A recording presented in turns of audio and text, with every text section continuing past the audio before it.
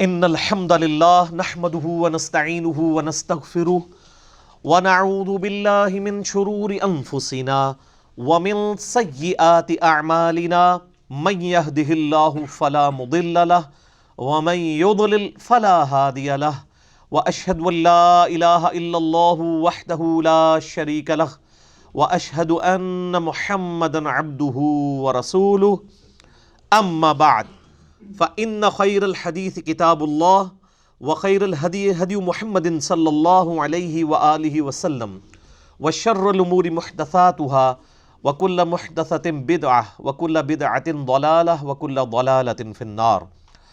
أعوذ بالله السميع العليم من الشيطان الرجيم من همزه ونفخه ونفثه.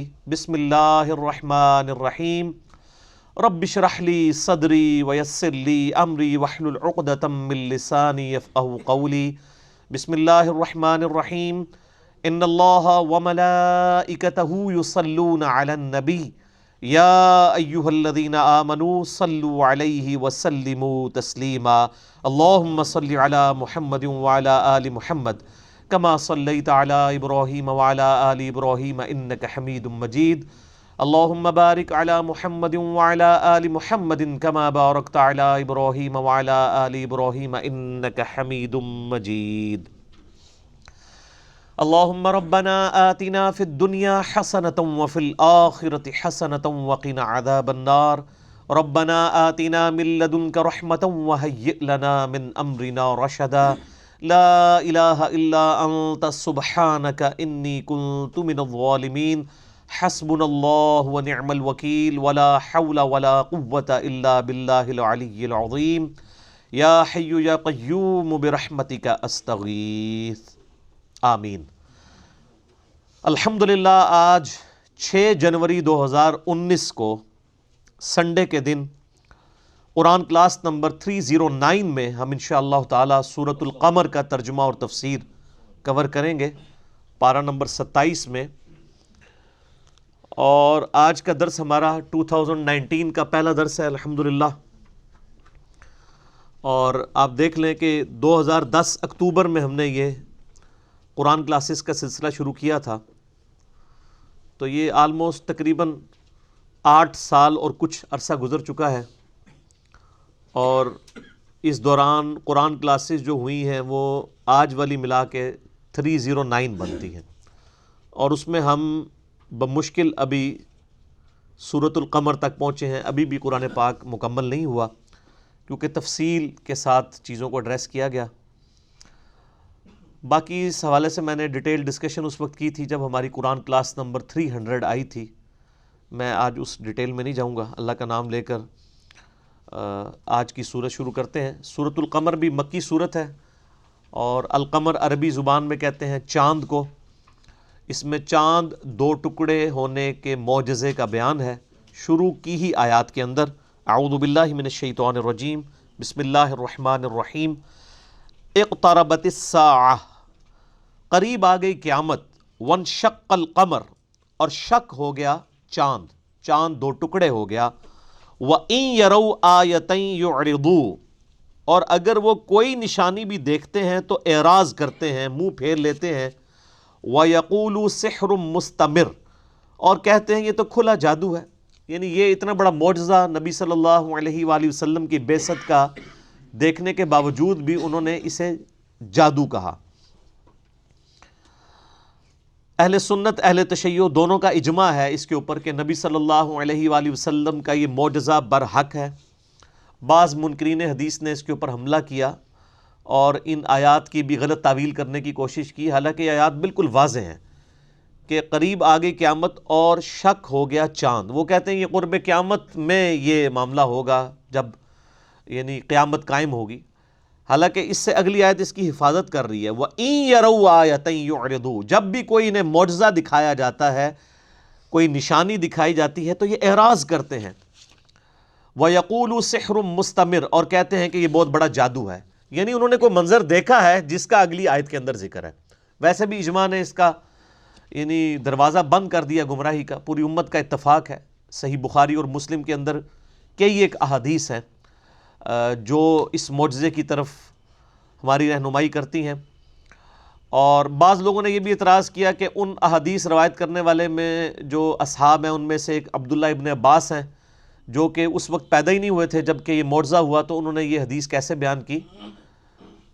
تو یہ محدثین کا پیٹ رول ہے کہ جب کوئی صحابی حدیث بیان کرتا ہے وہ چاہے سند پوری نہ بھی کرے اس کو حدیث تصور کیا جائے گا، اگر وہ کسی ایسے زمانے کی حدیث بیان کر رہا ہے جو زمانہ اس نے نہیں پایا ہوا، یعنی نبی علیہ السلام کی زندگی کا وہ حصہ، تو یہ امپلائیڈ ہوتا ہے کہ اس نے کسی اور صحابی سے سن کے بیان کیا ہوگا، چونکہ صحابی جو ہیں وہ سارے کے سارے احادیث کے حوالے سے ایکسیپٹیبل ہیں، لہٰذا اس بحث میں نہیں پڑھا جائے گا کہ یہ حدیث ثابت ہے یا نہیں ہے، اس چکر میں نہیں پڑھا جائے گا۔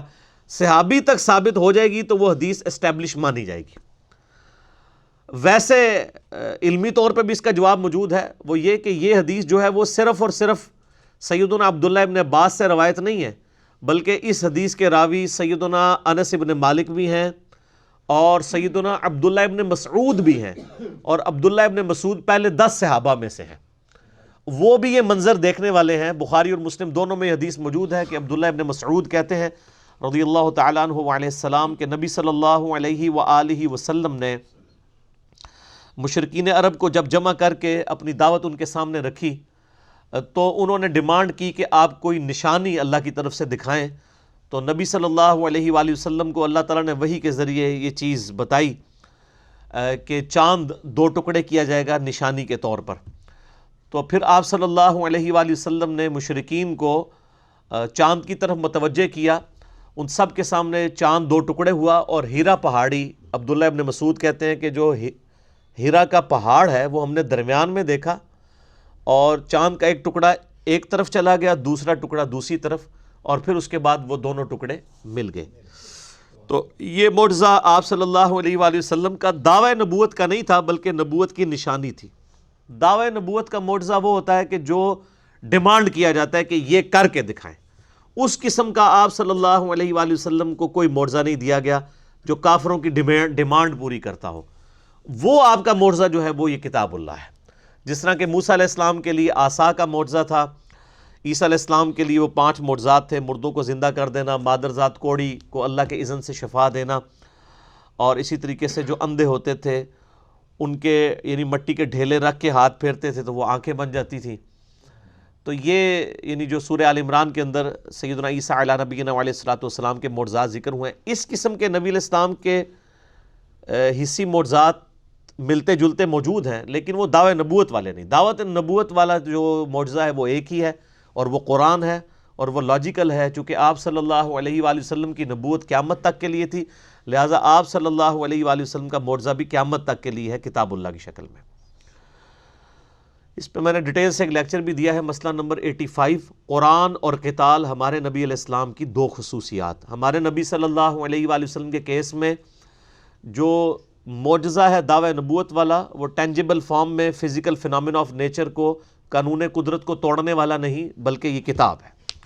اسی طریقے سے آپ علیہ السلام کے کیس میں جو عذاب استیصال آیا ہے، اللہ تعالیٰ کی طرف سے عذاب کافروں پر وقت کے پیغمبر کا انکار کرنے کے سبب، وہ اگلے نبیوں والے طریقے سے نہیں آیا کہ اللہ تعالیٰ کی طرف سے آسمان سے کوئی پتھر برسیں یا سمندر میں غرق کر دیا جائے یا چنگھاڑ سے ہلاک کر دیا جائے یا تیز ہوا بھیجی جائے۔ ہمارے نبی علیہ السلام کے کیس میں وہ اللہ تعالیٰ نے صحابہ کرام کی تلواروں کو مسلط کیا مشرکین عرب پر اور اہل کتاب کے اوپر، جس کا ذکر سورہ التوبہ کی آیت نمبر 14 میں موجود ہے کہ اللہ تعالیٰ چاہتا ہے مسلمانوں تمہارے ہاتھوں سے انہیں عذاب دیں۔ تو یہ قتال بھی نبی علیہ السلام کی خصوصیت ہے اور قرآن بھی۔ اس میں نے لیکچر دیا تھا، مسئلہ نمبر 85، قرآن اور قتال ہمارے محبوب صلی اللہ علیہ وآلہ وسلم کی 2 خصوصیات۔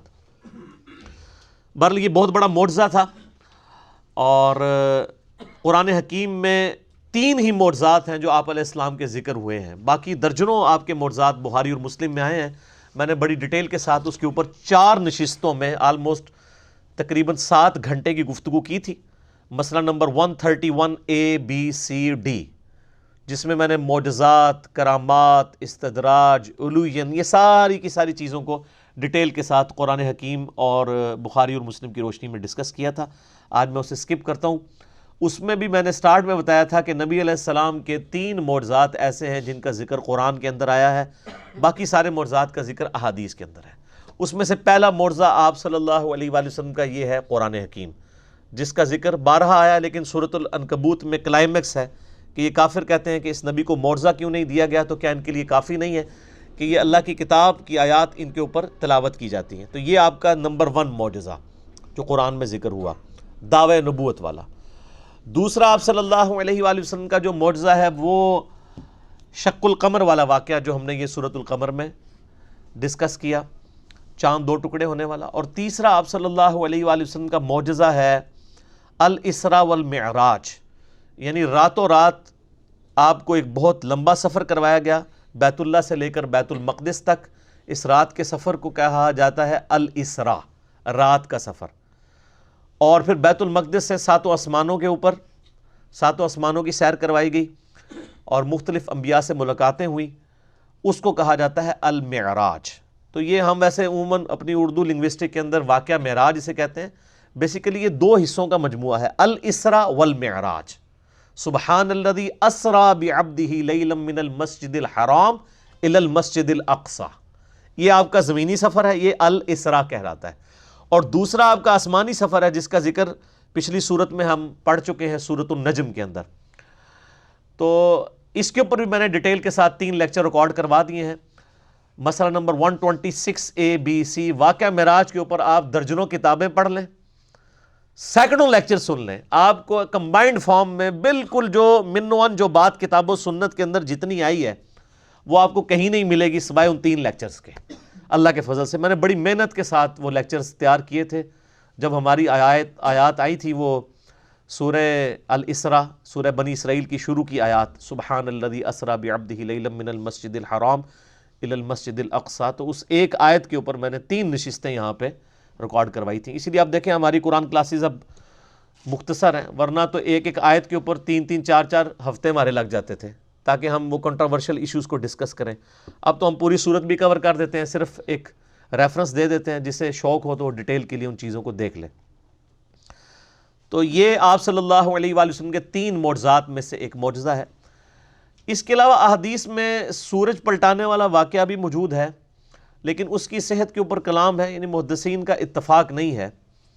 امام طحاوی ویسے اس کی سند کو صحیح کہتے ہیں کہ سیدنا علی رضی اللہ تعالیٰ عنہ کی ایک دفعہ یعنی نماز چھوٹ گئی، آپ صلی اللہ علیہ وآلہ وسلم سیدنا علی کی گود میں یعنی سر رکھ کے سو گئے، اس دوران نماز ان کی چھوٹ گئی، اور وہ پھر اسی غم کے عالم میں مطلب انہوں نے رونا شروع کیا، تو ان کے کچھ آنسو نبی علیہ السلام کے رخسار پہ لگے، تو آپ کی آنکھ کھل گئی، تو آپ صلی اللہ علیہ وآلہ وسلم نے دعا کی تو سورج واپس آ گیا۔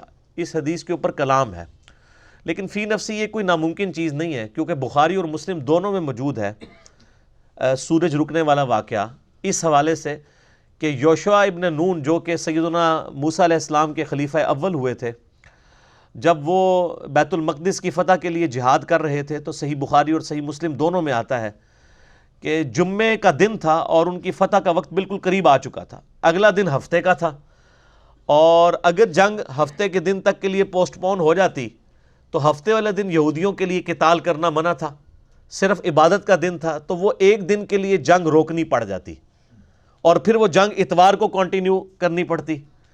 تو اب ظاہر ہے ایک دن کے لیے جنگ رکے تو دشمن کو سنبھلنے کا موقع مل جاتا ہے۔ تو یوشع ابن نون نے دعا کی کہ اے اللہ ہمارے لیے سورج کو روک دے، کہ یعنی جو جمعے کا دن ہے ہمارے لیے لمبا کر دے جب تک کہ ہم کافروں پر غلبہ نہ پا لیں، کیونکہ آپ کو پتہ ہے نا کہ شریعت اسلامیہ میں چاہے وہ جیوز اور کرسچنز ہوں یا مسلمان ہوں، مغرب ہوتے ہی اگلا دن شروع ہو جاتا ہے، تو جمعے کی مغرب سے ہی ہفتے کا دن شروع ہو جاتا تھا ٹل ہفتے کی مغرب تک۔ تو بخاری مسلم کے الفاظ ہیں کہ یوشع ابن نون کی دعا سے اللہ تعالیٰ نے سورج کو روک دیا، یہاں تک کہ مسلمانوں کو، اس وقت کے یہودی اور ظاہر مسلمان ہی تھے وہ، جب تک کہ انہوں نے نبی علیہ السلام کا انکار نہیں کیا تو اللہ تعالیٰ نے فتح دے دی۔ تو یہ واقعہ تو مطلب بخاری مسلم دونوں میں، لہٰذا اگر کوئی سورج پر لٹرانے والے معجزے کو یا سورج روکنے والے معجزے کو اللہ کے اذن سے صحیح مانتا ہے تو اس میں کوئی عقیدے کی خرابی والا ایشو نہیں ہے۔ اس طرح کا واقعہ تو بخاری مسلم میں بھی موجود ہے۔ باقی ڈیٹیلز کے لیے آپ مسئلہ number 131 A B C D 4 ہیں، میرے لیکچرز، اور میں نے بڑی محنت کر کے درجنوں آیات قرآن حکیم کی اور درجنوں بخاری و مسلم سے احادیث کی روشنی میں یہ سارے ایشوز ریزالو کیے ہیں کہ معجزہ کسے کہتے ہیں، استدراج کیا ہوتا ہے، کرامت کیا ہوتی ہے، نظروں کا دھوکہ کیا ہوتا ہے، جادو کیا ہوتا ہے. یہ ساری کی ساری چیزیں میں نے ڈیٹیل کے ساتھ ڈسکس کی تھیں. آج ہم ان کو سکپ کرتے ہیں. تو اللہ تعالیٰ ہمارا ہے کہ قریب آگئی قیامت اور ٹوٹ گیا چاند، یعنی نبی علیہ السلام کی جو بعثت ہے یہ خود قیامت کی ایک خبر ہے. دیکھیں نا، ہزاروں سال کی انسانی تاریخ میں آخری پیغمبر آپ صلی اللہ علیہ وآلہ وسلم کی ذات ہے. اب آپ علیہ السلام کے بعد تو صرف قیامت ہی آنی ہے نا. اس اعتبار سے دیکھا جائے تو واقعی نبی علیہ السلام اور قیامت ساتھ ساتھ ہیں، اور بخاری اور مسلم دونوں میں یہ حدیث موجود ہے کہ میں اور قیامت اس طرح ساتھ بھیجے گئے ہیں جس طرح یہ دو انگلیاں. اب اللہ کے نزدیک جو ہے وہ تو قرآن حکیم میں اللہ تعالیٰ سورہ سجدہ میں فرماتا ہے نا کہ اللہ کے ہاں جو ایک دن کی گنتی ہے نا تمہارے 1000 برس کے برابر ہوتی ہے. تو نبی علیہ السلام کو دنیا سے گئے ہوئے بھی 1.5 دن بھی نہیں گزرا اللہ کی گنتی میں، کیونکہ 1500 سال تو نہیں ہوئے، کیونکہ اللہ کے ہاں ایک دن جو ہے وہ 1000 سال کا ہے. سورہ سجدہ میں آتا ہے پارہ نمبر 21 میں. تو ظاہر ہے کہ اگر آپ ہزاروں سال کی انسانی تاریخ میں ہزاروں پیغمبروں کو دیکھیں، اس اعتبار سے نبی صلی اللہ علیہ وآلہ وسلم بالکل اینڈ پر آئیں اور آپ علیہ السلام کے بعد اب قیامت ہی آنی ہے، تو پھر واقعی قیامت کا وقت قریب آ گیا. تو نبی علیہ السلام کی بعثت خود قیامت کی نشانیوں میں سے ایک نشانی ہے، اس لیے یہاں پہ ذکر کیا گیا. لہٰذا وہ جو منکرین حدیث کہتے ہیں کہ یہ قیامت کے دن کا نقشہ کھینچا گیا ہے کہ اس دن جیسا کہ سورۃ القیامہ میں آتا ہے نا وَجُمِعَ الشَّمْسُ وَالْقَمَرُ، چاند اور سورج ملا دیے جائیں گے، یعنی گریویٹیشنل فورس ڈسٹرب ہوگی اور قیامت آئے گی. وہ کہتے ہیں یہ اس وقت چاند ٹوٹے گا جب قیامت قائم ہوگی، تو اسی لیے قیامت کا ذکر ہے. لیکن یہ یاد رکھیں کہ یہ قیامت قریب آنے کا ذکر ہے، تو نبی علیہ السلام کی بعثت خود قیامت کے قریب آنا کی ایک نشانی ہے. کئی اور نشانیاں بھی ہیں، ان میں سے نبی علیہ السلام کی بعثت بھی ہے.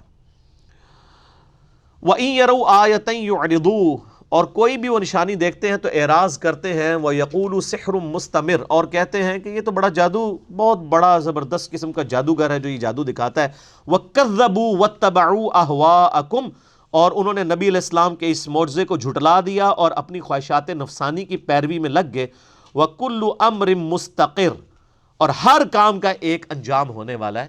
یعنی انہوں نے جو اپنے وقت کے پیغمبر کا انکار کیا ہے تو ان پر بھی عذاب آئے گا، یہ انتظار کریں. اور پھر وہ عذاب قتال کی شکل میں آیا. غزوہ بدر میں اللہ تعالیٰ نے پہلی قسط دی ان کو، یعنی 70 سردار جو ہیں وہ بدر کے میدان میں قتل ہوئے، 70 کے قریب قیدی بنائے گئے. وَلَقَدْ جَاءَهُم مِّنَ الْأَنبَاءِ مَا فِيهِ مُزْدَجَرٌ، اور پہنچ چکی ہیں پہلی قوموں کی بربادی کے واقعات ان کافروں تک جس میں بڑی عبرت ہے. یعنی یہ نہ سمجھیں کہ جس طرح اگلی قومیں ہلاک ہوئی تھیں تو ہمیں شاید کوئی چھوٹ مل جائے. جب تمہیں بتایا جا رہا ہے کہ قوم نوح ہلاک ہوئی وقت کے پیغمبر کا انکار کرنے کی وجہ سے، قوم عاد، قوم سمود، تو یہ کفار مکہ یہ نہ سمجھیں کہ ان کے اوپر عذاب نہیں آئے گا. یہ تو اللہ کی رحمت ہے کہ عذاب ڈیلے ہو رہا ہے. اگر عذاب آ جاتا تو آج خالد ابن ولید جو ہیں وہ صحابی تو نہ ہوتے. نبی علیہ السلام کی اعلان نبوت کے بعد 19 سال تک حضرت خالد ابن ولید نے اسلام قبول نہیں کیا، اور یہ دیکھیں وہ 19 سال زندہ بھی رہے ہیں.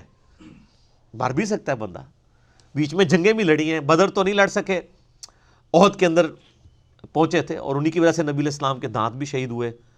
اور بخاری مسلم میں آتا ہے کہ آپ کی مبارک زبان سے بد دعا بھی نکل گئی کہ اللہ تعالیٰ ایسی قوم کو کیسے ہدایت دے گا جنہوں نے اپنے نبی کا چہرہ خون سے رنگ دیا. پھر سورہ ال عمران میں اللہ تعالیٰ نے نبی علیہ السلام کے اوپر اس حوالے سے گرفت کی کہ آپ کو کوئی اختیار نہیں ہے، اللہ تعالیٰ چاہے تو ہدایت بھی دے سکتا ہے. اور اسی خالد ابن ولید کو پھر ہدایت ملی، اور اللہ تعالیٰ نے اسی مبارک زبان سے سیف اللہ کا لقب بھی دلوایا. ٹھیک ہے، اِنَّكَ لَا تَهْدِي مَنْ أَحْبَبْتَ وَلَكِنَّ اللَّهَ يَهْدِي مَن يَشَاءُ، سورۃ القصص آیت نمبر 56. اے نبی علیہ السلام، آپ جس سے محبت کرتے ہیں آپ اسے ہدایت نہیں دے سکتے، ہاں اللہ جسے چاہتا ہے ہدایت دیتا ہے. اور اس کا ایک ترجمہ یہ بھی ہے کہ اللہ تعالیٰ ہدایت دیتا ہے جو چاہتا ہے کہ اسے ہدایت ملے. یعنی وہ ڈاکٹر اسرار صاحب اکثر ایک بات فرمایا کرتے تھے بڑی زبردست کہ جو شخص سویا ہوا ہے نا اس کو تو آپ جگا سکتے ہیں، کیونکہ اس نے تو کہا کہ مجھے جگا دینا یار، تو وہ جاگ جائے گا. اور جو بندہ آنکھیں بند کر کے زبردستی لیٹا ہوا ہے اس کو کوئی جگا سکتا ہے؟ وہ پہلے ہی جاگ رہا ہے، وہ جاگنا چاہتا نہیں ہے۔ ہدایت کا بھی معاملہ یہی ہے کہ جو شخص ہدایت کا طلبگار ہے نا، وہ ہدایت اس کو مل جائے گی، لیکن جو شخص کہے گا کہ میں ہدایت قبول نہیں کرنا چاہتا، تو آپ اس کے سامنے قرآن پیش کریں، آپ اس کے سامنے نبی علیہ السلام کا فرمان پیش کریں، اس کے کان پہ جوں تک نہیں رینگے گی۔ تو ایسے لوگوں پہ ترس نہیں کھانا چاہیے، ان لوگوں نے خود اپنے اوپر جو ہے گمراہی واجب کر لی ہوئی ہے، اللہ کا کوئی قصور نہیں ہے۔ لیکن جب یہ گمراہی واجب کر لیتے ہیں پھر اللہ تعالیٰ کی مہر لگ جاتی ہے، ختم اللہ علی قلوبہم وعلی سمعہم وعلی ابصارہم۔ یہودی کیا کہا کرتے تھے کہ ہمارے دلوں پہ تو غلاف ہے، نبی آپ کی باتیں ہم پہ اثر نہیں کرتی، آپ جو مرضی کر لیں۔ اب وہ یہ سمجھ رہے ہوتے تھے کہ ہماری کامیابی ہے کہ ہم ہدایت نہیں قبول کر رہے، حالانکہ وہ تو اپنے لیے ناکامی کما رہے تھے۔ اور سیم آج یہی ہے، یعنی یہ جو پاپا جانی ہے، یعنی ان سے تو ہم نے خود کئی بار یہ بات سنی ہوئی ہے نجی میٹنگز کے اندر کہ میری آنکھیں اندھی ہیں اور میرے کان بہہ رہے ہیں ہر اس بات کو سننے سے جو ہمارے بزرگوں کے خلاف ہو۔ جب کوئی شخص کہے کہ میری آنکھیں بھی اندھی ہیں، میرے کان بھی بہہ رہے ہیں ہر اس بات کو سننے سے جو ہمارے بزرگوں کے خلاف ہو، وہ تو یہی سمجھ رہا ہے کہ میں کوئی بزرگوں کا دفاع کر رہا ہوں، لیکن وہ یہ کیا ہے، یہ تو یہودی بھی یہی کہا کرتے تھے کہ ہمارے دلوں پہ غلاف ہیں، ہم کوئی بات نہیں آپ کی سمجھیں گے۔ تو اصل میں ان کی آنکھیں اللہ تعالیٰ نے اندھی کر دی ہوئی ہیں، ورنہ تو ایک یہ عقیدہ آپ کا اللہ اور اس کے رسول کے بارے میں ہونا چاہیے، عز و جل و صلی اللہ علیہ وآلہ وسلم۔ اگر آپ نے کوئی جذباتی ڈاکٹرائن کھڑی کرنی ہے تو ویسے تو ہم اللہ اور اس کے رسول کو بھی اندھے بن کے نہیں مانتے ہیں، نہ یہ قرآن حکیم کی تعلیمات ہیں۔ سورہ یوسف میں اللہ تعالیٰ فرماتا ہے کہ اے نبی صلی اللہ علیہ وآلہ وسلم تم فرما دو کہ یہ میرا سیدھا راستہ ہے جس پہ میں اور میرے اصحاب چل رہے ہیں، یہ پوری بصیرت کے ساتھ، ہم اندھے بن کے نہیں اس پہ چل رہے۔ چلیں پھر بھی کسی درجے میں ایک مسلمان کہہ سکتا ہے کہ میری آنکھیں اندھی ہیں، میرے کان بہہ رہے ہیں ہر اس بات کو سننے سے جو اللہ اور اس کے نبی علیہ السلام کے خلاف ہو، لیکن آپ کے بزرگ بیچ میں کہاں سے آ گئے اور اس لیول تک آ گئے کہ انہوں نے اللہ اور اس کے رسول کی تعلیمات کی دھجیاں بکھیر دی اور آپ کہہ رہے ہیں کہ ہم اندھے ہیں۔ تو پھر اندھے ہی رہیں گے، عقل کے بھی اندھے رہیں گے، ہدایت سے بھی دور ہی رہیں گے۔ تو اللہ تعالیٰ فرماتا ہے کہ یہ اگلی قوموں کی ان کے پاس خبریں آ چکی تھیں لیکن انہوں نے عبرت نہیں حاصل کی۔ حکمتم بالغۃ فما تغنی النذر، وہ خبریں سراسر حکمت پر تھیں، پس ڈرانے والوں نے کوئی فائدہ نہ پہنچایا، یعنی نبیوں نے کوئی فائدہ نہیں پہنچایا کافروں کو اس حوالے سے کہ ان کو زبردستی حق گھول کے تو اسلام کی طرف لے آتے، اور نہ ہی ان کا کام تھا۔ سورۃ البقرہ میں ہے اے نبی علیہ السلام ہم آپ سے نہیں پوچھیں گے کہ لوگ دوزخ میں کیوں چلے گئے جو ہم نے آپ کو پیغمبر بنا کے بھیجا ہے، آپ کا کام صرف پہنچانا ہے، وما علینا الا البلاغ۔ تو اللہ فرما رہا ہے کہ نبیوں کی دعوت نے ان کو کوئی فائدہ نہیں پہنچایا جب وہ خود ماننے ہی نہیں چاہتے تھے۔ فتول عنہم، پس آپ صلی اللہ علیہ وآلہ وسلم بھی ان منکرین سے رخ انور پھیر لیجئے۔ یوم یدعو الداعی الی شیء نکر، قیامت والے دن ایک بلائے گا انہیں بلانے والا ایک ناگوار چیز کی طرف، یعنی وہ حضرت اسرافیل علیہ السلام سور پھونکیں گے تو اس وقت پھر فیصلہ ہو جائے گا۔ جنہوں نے دنیا میں دعوت حق قبول نہیں کی تھی تو ایک کراہت والی آواز ہوگی، یعنی ایک سور پھونکا جائے گا، بہت گرجدار آواز ہوگی، لیکن اس کے باوجود لوگ اس آواز کی طرف کھینچے چلے جائیں گے، اپنی قبروں سے زندہ ہو کے اس طرف جائیں گے۔ خش عن ابصارهم یخرجون من الاجداث کانہم جراد منتشر، آنکھیں جھکی ہوئی ہوں گی اور اپنی قبروں سے یوں نکل رہے ہوں گے جیسے پرانگدہ ٹڈیاں ہوتی ہیں۔ جیسے ٹڈیوں کو آپ نے دیکھا ہے، وہ پوری کی پوری ان کی ایک فوج نکلتی ہے، ظاہر ٹڈیوں کی مانند ہی نکلیں گے نا۔ اور یہاں پہ بھی آپ قبرستان میں تو ہمیں تو جتنی قبریں نظر آ رہی ہیں اس سے زیادہ مردے دفنائے جا چکے ہیں، تو زمین کے ہر حصے سے لوگ نکل کے جہاں جہاں پہ بھی ان کی باقیات موجود تھی، اگر کوئی سمندر میں غرق ہو گیا تھا، کوئی ایئر کریش میں ختم ہو گیا تھا، کوئی کہیں پر بھی تھا، اللہ تعالیٰ زندہ کر کے تو ان کو حاضر کر لے گا اپنی بارگاہ میں۔ مہطعین الی الداع، وہ ڈرتے ڈرتے بھاگے جا رہے ہوں گے بلانے والے کی طرف۔ اچھا ڈر بھی رہے ہوں گے اس آواز سے لیکن مجبور ہوں گے کہ اسی آواز کی طرف جائیں۔ کوئی نہیں، کوئی سائن بورڈ نہیں لگا ہوگا کہ سر اتھے جانا ہے تسی، سب لوگ اٹھ کے، جس طرح ایک نیو بورن بیبی جو ہے نا اس کو کوئی سکھاتا نہیں ہے کہ اس نے دودھ کیسے پینا ہے، اس طریقے سے جب قیامت والے دن مردے قبروں سے نکالے جائیں گے وہ چاہتے نہ چاہتے ہوئے اس آواز کی طرف لپکیں گے، وہ سارا میدان محشر جو اسی زمین کے اوپر برپا ہونے والا ہے۔ یقول الکافرون ھذا یوم عسر، اس دن پھر جو انکاری لوگ ہیں وہ کہیں گے آج کا دن تو بڑا ہم پر سخت ہے۔ یہ کافر آتے ہی نہ فوراً کہنا شروع کر دیتے ہیں یہ کافروں نے بارے چاہے تھا۔ تو یہ کفر عربی والا ہے سر، پنجابی والا نہیں ہے۔ پنجابی کے اندر تو ہم کفر اسی کو ہی سمجھتے ہیں جو ہندو، سکھ یا عیسائی، لیکن عربی کے اندر کفر کہتے ہیں انکار کرنے والے کو، ناشکری کرنے والے کو۔ جو اللہ اور اس کے نبی علیہ السلام کا انکار کرے وہ بھی کافر ہے اعتقاداً، اور جو اللہ رسول کو مانتا تو ہے لیکن ان کی تعلیمات کا انکار کرتے تو وہ عملاً کافر ہے۔ جو صحیح مسلم میں حدیث ہے انٹرنیشنل نمبر کے مطابق 246 کہ بندے کے کفر اور اسلام، شرک اور ایمان کے درمیان فرق نماز ہے۔ نماز نہ پڑھنے والا پاکستان کے شناختی کارڈ میں مسلمان ہے، اللہ کے حضور وہ عملاً کافر ہے، کیونکہ کافر ہی نماز نہیں نہ پڑھتا، مسلمان ہوگا تو نماز پڑھے گا۔ اسلام کی بنیاد 5 چیزوں پہ ہے نا، کلمے کے بعد نماز، پھر اس کے بعد زکوٰۃ، اس کے بعد رمضان کے روزے اور حج۔ ٹاپ آف دا لسٹ نماز ہے۔ تو اس دن یعنی جو انکاری ہیں، اللہ کے انکاری ہوں یا اللہ کی باتوں کے انکاری ہوں، سب کے لیے برا دن ہے۔ کذبت قبلہم قوم نوح، ان سے پہلے بھی قوم نوح نے بھی جھٹلایا تھا وقت کے پیغمبر کو۔ اب کئی ایک انبیاء کا ذکر بڑی یعنی مختصر انداز میں ہوگا کہ وقت کے پیغمبروں کو ان کی قوموں نے جھٹلایا، تو اے نبی صلی اللہ علیہ وآلہ وسلم اگر آپ کا لوگ انکار کر رہے ہیں تو یہ کوئی نئی بات نہیں ہے، آپ سے پہلے بھی وقت کے پیغمبروں کا لوگ انکار کرتے آئے ہیں۔ پہلی مثال حضرت نوح علیہ السلام کی قوم کی، فکذبوا، تو انہوں نے ان کو جھٹلایا، عبدنا وقالوا مجنون وازدجر، اور انہوں نے الٹا نوح علیہ السلام کو کہنا شروع کر دیا یہ تو دیوانہ ہے، اور جھڑک بھی دیا۔ وہ بڑی ڈیٹیل کے ساتھ پھر سورہ نوح آتی ہے نا پارہ نمبر 29 میں، جس میں انہوں نے بڑی، جس کو کہتے ہیں بڑے درد کے انداز کے اندر اپنی التجا اپنے رب کے سامنے رکھی ہے۔ فدعا ربہ انی مغلوب فانتصر، تو دعا کے لیے اللہ کی طرف متوجہ ہوئے اور کہا کہ اے میرے رب میں عاجز آ گیا ہوں، پس تو میری مدد فرما اور ان سے بدلہ لے۔ ففتحنا ابواب السماء بماء منہمر، پس ہم نے کھول دیے آسمان کے دروازے موسلا دھار بارش کے ساتھ۔ وفجرنا الارض عیونا، اور زمین میں بھی چشمے جاری کر، یعنی عذاب ایسا آیا، پانی کا عذاب کہ اوپر سے تیز بارش، اور سورہ ہود کے اندر ڈیٹیل آتی ہے کہ ایک تندور تھا اس میں سے پھر پانی پھوٹا، اوپر سے بھی بارش نیچے سے بھی بارش، اتنے بڑے لیول کا طوفان آیا۔ فالتقى الماء على امر قد قدر، اور پھر دونوں پانی مل گئے، اوپر کا پانی نیچے والا پانی مل گئے، یعنی وہ سینڈوچ بن گئے، اس کے اندر غرق کر دیے گئے۔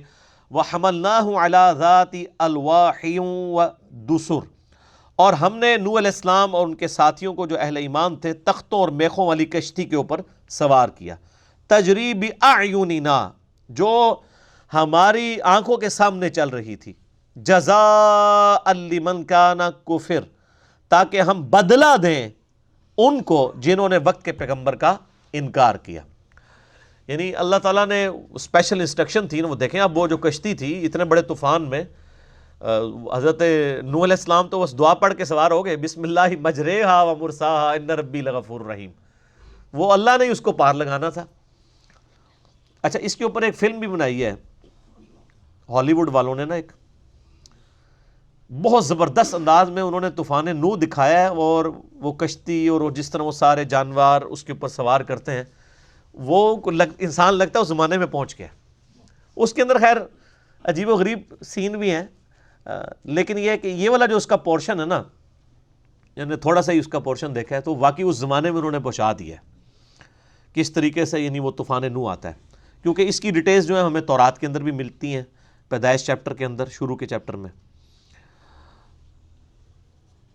تو وہ اللہ تعالیٰ فرماتا ہے ہم نے بدلہ لے لیا۔ وَلَقَدْ تَرَكْنَاهَا آیَةً فَهَلْ مِن مُدَّکِرٍ، اور ہم نے پھر حضرت نوح علیہ السلام کی قوم کو ایز اے نشانی آنے والوں میں چھوڑ دیا، تو ہے کوئی نصیحت قبول کرنے والا؟ یعنی تورات کے اندر بھی موجود، قرآن کے اندر بھی، اور عملی تواتر کے ساتھ بھی یہ چیزیں نقل ہوئیں کہ قوم نوح نے بھی نوح علیہ السلام کا انکار کر کے تباہی خود اپنے گلے ڈال لی تھی۔ تو اس سے عبرت حاصل کرو کہ اگر اب تم ہمارے نبی صلی اللہ علیہ وآلہ وسلم کا انکار کرتے ہو تو تمہیں دنیا کی زندگی میں عذاب آئے گا، اور دنیا کی زندگی میں اگر ڈلے بھی ہوا عذاب، بالآخر آخرت کا عذاب تو آنے والا ہے، کیونکہ بخاری اور مسلم کی حدیث ہے کہ جو مر گیا اس کی قیامت قائم ہوگی، اس کے لیے قیامت تو وہیں سے شروع ہوگی۔ حتیٰ کہ قرآن حکیم میں سورۃ الانعام کے اندر آتا ہے کہ جب ایسے لوگوں کی موت کا وقت قریب آتا ہے تو فرشتے ان کے منہ اور پیٹھ کے اوپر ہتھوڑے مارتے ہیں، یعنی نزع کے عالم میں یہ عذاب کا سلسلہ شروع ہو جاتا ہے۔ وَلِعَوْذُ بِاللَّهِ تَعَالَى اللہم اجرنا من النار آمین۔ فَكَيْفَ كَانَ عَذَابِي وَنُذُرْ، سو میرا عذاب کیسا ہوا اور میرا ڈرانا کیسا نکلا، یعنی اللہ تعالیٰ یہ ٹونٹ کے طور پہ بات کر رہا ہے کہ وہ مطلب اس وقت تو بڑی شیخیاں بگاڑتے تھے نا، پھر جب میرا عذاب آیا تو پھر دیکھا ان کے ساتھ کیا ہوا۔ وَلَقَدْ يَسَّرْنَا الْقُرْآنَ لِلذِّكْرِ فَهَلْ مِن مُدَّكِرٍ، اور بے شک ہم نے اس قرآن کو نصیحت کے لیے آسان کر دیا ہے، تو کوئی ہے اس سے نصیحت حاصل کرے۔ یعنی یہ اتنی ساری عبرت کی باتیں جو قرآن حکیم میں بیان ہوئی ہیں، یہ اس لیے ہے کہ تاکہ تم بھی عبرت پکڑو۔ تو یہ بڑا آسان معاملہ ہے، کوئی راکٹ سائنس نہیں سمجھائی جا رہی، اگلی قوموں کے واقعات اور ان پر اللہ تعالیٰ کی طرف سے عذابات کا جو ذکر ہو رہا ہے، اس میں نشانی ہے کہ تم اللہ کی طرف لوٹ آؤ۔ تو یہ قرآن حکیم میں ان آیات کو ہم نے اتنا آسان کر دیا ہے کہ کوئی اگر ہدایت قبول کرنا چاہتا ہے، نصیحت حاصل کرنا چاہتا ہے، وہ نصیحت حاصل کر سکتا ہے۔ یہ بڑی مشہور آیت ہے قرآن کی، اس ایک آیت کے اوپر درجنوں گھنٹے بولا جا سکتا ہے، ایک گھنٹے نہیں۔ اسی لیے میرا مسئلہ نمبر 1 ہے یہ امام الانبیاء کی دعوت قرآن صلی اللہ علیہ وآلہ وسلم، جس میں نے اپنا ریسرچ پیپر نمبر 4 ہے امام الانبیاء کی دعوت قرآن، اس کو پڑھایا تھا، اس میں بھی یہ آیت ڈسکس کی تھی۔ اس کے علاوہ اس آیت کو تو میں آئے دن کوٹ کرتا رہتا ہوں، اور اس میں جو علماء نے دھوکے دیے ہوئے ہیں وہ میرا پچھلے دنوں ایک کلپ بھی چڑھا ہے، علماء ماموں کیسے بناتے ہیں، اس میں ایک طرف سنجے دت کی تصویر بھی لگی ہوئی ہے، ٹھیک ہے۔ تو یہ ماموں اس آیت کے اوپر بھی بنایا، انہوں نے ترجمہ ہی ایسا اوٹ پٹانگ کر دیا کہ کسی کو کسی کے متھے کو شاید لگے ہی نہ۔ ترجمہ کر دیا ہم نے قرآن کو یاد دہانی کے لیے آسان کر دیا ہے، تو ہے کوئی یاد کرنے والا؟ اچھا، حالانکہ یہ یاد دہانی کہاں سے؟ الذکر جو ہے اس کا ترجمہ تو ہے نصیحت، یاد دہانی پنجابی والی انہوں نے گولی کروا دی آپ کو، یہ ماموں بنایا نا، دو اس طریقے سے ترجمہ کیا کہ پتہ ہی نہ چلے۔ الذکر تو ویسے کہتے ہیں کسی کو کوئی بات یاد کروائی، جیسے قرآن حکیم کو بھی کہا گیا اِنَّا نَحْنُ نَزَّلْنَا الذِّکْرَ، یہ یاد دہانی، اللہ کی یاد دلانے والی کتاب کو ہم نے نازل کیا، ہم اس کی حفاظت کرنے والے ہیں۔ ہم جو ذکر بھی کرتے ہیں سبحان اللہ الحمدللہ، تو یہ اللہ کو یاد کر رہے ہوتے ہیں نا۔ اچھا، تو قرآن حکیم کو اس حوالے سے کہا گیا کہ اللہ کی یاد دلانے والی کتاب ہے، یہ اللہ کا ذکر ہے، یہ اللہ کی طرف مائل کرنے والی نصیحت ہے، یہ فَهَلْ مِن مُدَّكِرٍ، تو ہے کوئی، انہوں نے ترجمہ کیا یاد کرنے والا، یعنی حفظ کرو، بچے جڑے نا حافظ بناؤ، آپ نماز پڑھنے دی کوئی لوڑ نہیں ہے، نال ہی لے جان گے تانوں کتھے، انجینئرنگ تو پہلے جنت ہی جاندے سن، ان کے ادھر اور، وہ تو میرا آپ یوٹیوب کے اوپر کلپ دیکھ لیں کہ حافظ قرآن کی فضیلت آپ لکھیں تو انشاءاللہ کئی فضائل و برکات ان کے کھل کے سامنے آ جائیں گے۔ یہ تو میرے بھائی جو المستدرک الحاکم میں یا سنن ابی داؤد میں احادیث ہیں کہ جو حافظ قرآن ایسا ہوا کہ جس نے قرآن پڑھا، قرآن کے مطابق عمل کیا، قرآن کے حلال کو حلال جانا، قرآن کے حرام کو حرام جانا، تو ایسے شخص کے ماں باپ کو ایسا تاج پہنایا جائے گا جس کے سامنے سورج کی روشنی ماند پڑ جائے گی، اور اس کو اللہ تعالیٰ فرمائے گا تو قرآن پڑھتا جا، جنت کی منازل طے کرتا جا، جہاں پہ تیری آخری آیت ہوگی وہی تیری منزل ہوگی۔ پر وہ حافظ لبو نا سر، حافظ قرآن کو تو عمل کرنا تو خیر بہت دور کی بات ہے، حافظ قرآن کو تو پتہ ہی نہیں قرآن کے اندر کیا لکھا ہوا ہے۔ قرآن کے حلال کو حلال اور حرام کو حرام وہی جانے گا جسے پتہ ہوا قرآن میں کیا لکھا ہوگا۔ تو یہ اس آیت سے انہوں نے کہا جی یہ قرآن یاد کرنے کے لیے آسان کر دیا ہے، تو ہے کوئی یاد کرنے والا؟ یہ ہے نصیحت کے لیے، لیکن اس کے لیے لفظ انہوں نے ایسا ڈھونڈا یاد دہانی، ایک ٹکٹ میں 2 مزے ہو جائیں۔